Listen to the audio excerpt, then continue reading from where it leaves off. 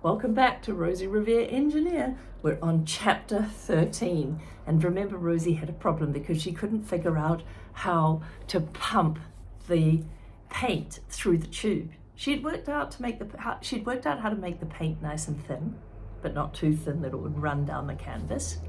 She had worked out how to put the brushes on the end of some gloves on a curtain rod, which you also tried to design, but she doesn't know how to actually pump the paint through the tube. And remember, she had a bit of a meltdown. She was pretty cross with herself and frustrated. Chapter 13. As Rosie turned the corner, a strange droning sound filled the air. Then someone yelled, 1, 2, a 1, 2, 3, 4. And then there was music. It was the McAllisters on the bed of a big old army truck right in front of Rosie's house. The droning sound was Hedy on the bagpipes. Remember the bagpipes? Have you ever seen the bagpipes? I'll see if I can put a picture in. Betty played the pump organ and Letty played the accordion. The raucous Riveters danced in the street in front of the truck. They twirled and they swirled and they jumped to the jive, and Rosie's family and neighbours poured out of their houses to join the fun. Here they are. They've always got those headscarves on. I guess it's what they wear to show they're a team, almost like a uniform. Then they said, we can rivet, weld and hammer, and we'll do it just fine, building ships and planes and trucks on an assembly line. We can do it, each and every one, and we'll do our part right from the start until the job is done. Gizmo flew to Rosie, looped and looped, and zoomed back to the organ where Aunt Rose's bird, Gadget, tweeted along to the music. Oh, here.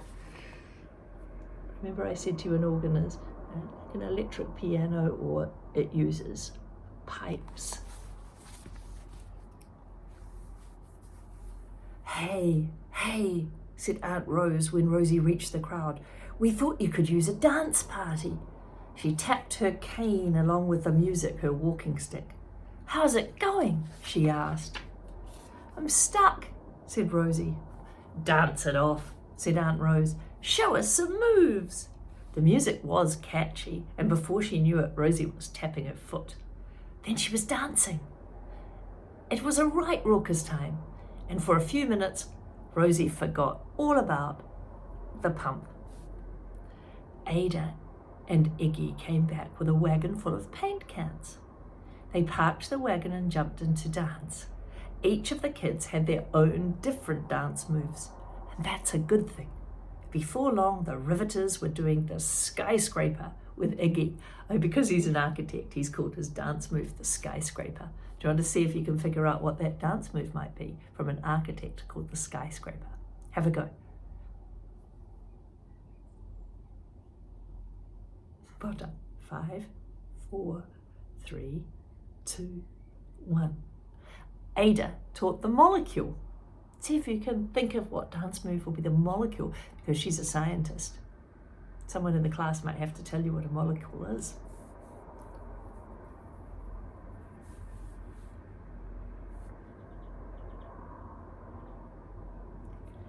And Rosie had everyone spinning in a dance move she called the gyroscope. Rosie had never heard a trio like the McAllister sisters. She especially loved the bagpipes. Hedy blew into a mouthpiece to fill the leather bag. Then she squeezed the bag with her arm. Each squeeze, interesting, here we go. I think this might be something helpful. Each squeeze pushed air through the music pipe. Her fingers danced over the holes and played a jumpy jazz tune. Letty stretched the accordion to suck it in. Then she squeezed it and pressed the keys to play notes. Betty stepped on the foot pedal of the organ while her hands flew up and down the keyboards. Each instrument pumped air and held it until a note was played. How did that work? Why didn't the air whoosh out of the instruments as soon as the pumping stopped? Something blocked the air from flowing backwards. Have you figured out that this is going to be helpful for Rosie, their machine?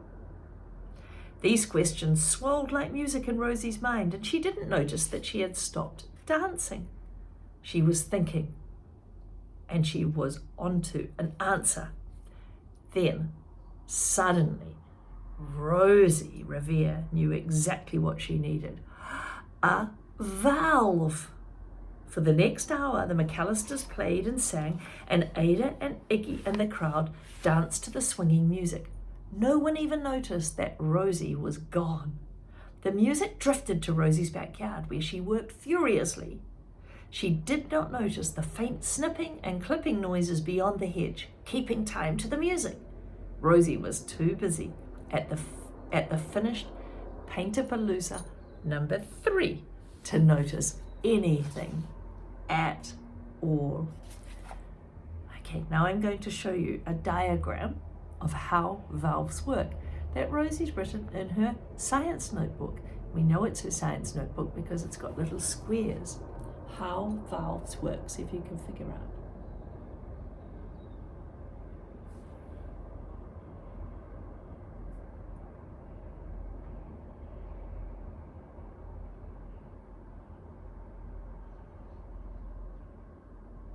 Did she do a good job of making a diagram for you?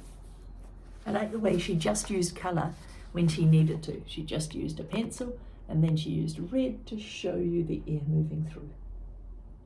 And she did labels for you. That's a good science diagram. It's not supposed to be pretty, it's just supposed to be organised so you can actually understand it. Chapter 14. This is a short chapter. At 9 o'clock the next morning, Ada and Iggy showed up at Rosie's. They loaded the wagon and covered it with a sheet. Then they headed to Blue River Creek Library. A dozen canvases surrounded the parking lot. Rosie found Aunt Rose, Boss, Marion, and the McAllister sisters in the corner. "Rosie!" they cheered. "Ada! Iggy!" Just then, Bernice arrived with a woman in a big floppy hat and, of course, casts on her wrists. That had to be June. "Okay," said Bernice, "we're here." She took off June's hat. "Surprise!" yelled the Riveters. June looked from face to face in shock. What's going on?" "It's Artigo time," said Boss. June was shocked. "But I have casts," she said, raising her arms. "The Riveters wanted to surprise you," Rosie said, "so ta-da!" Ada and Iggy pulled the sheet off the wagon, and June, with her casts on her arms, looked baffled. It's a great word, baffled. "It's Paint-A-Palooza 9, said Rosie proudly.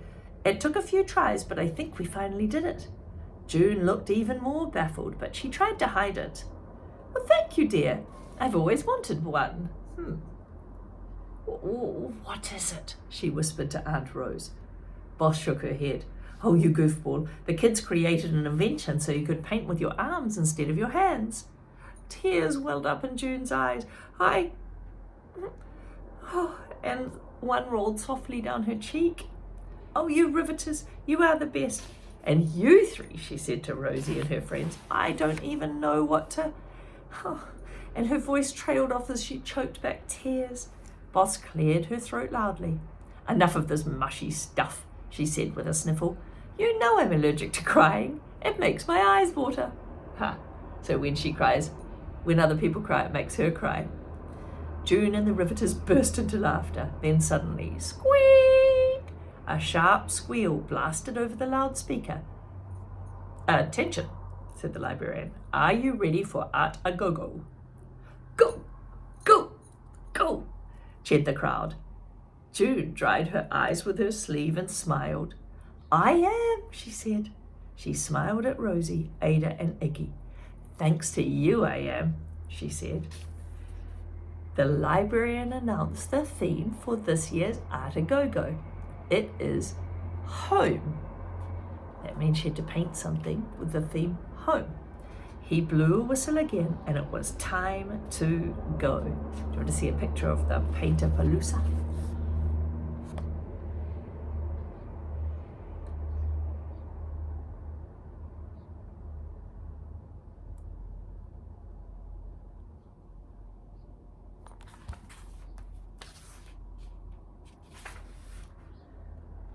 do I laugh with a bit at the top? Is that Gizmo at the top? Well, okay, that is the end of chapter 14.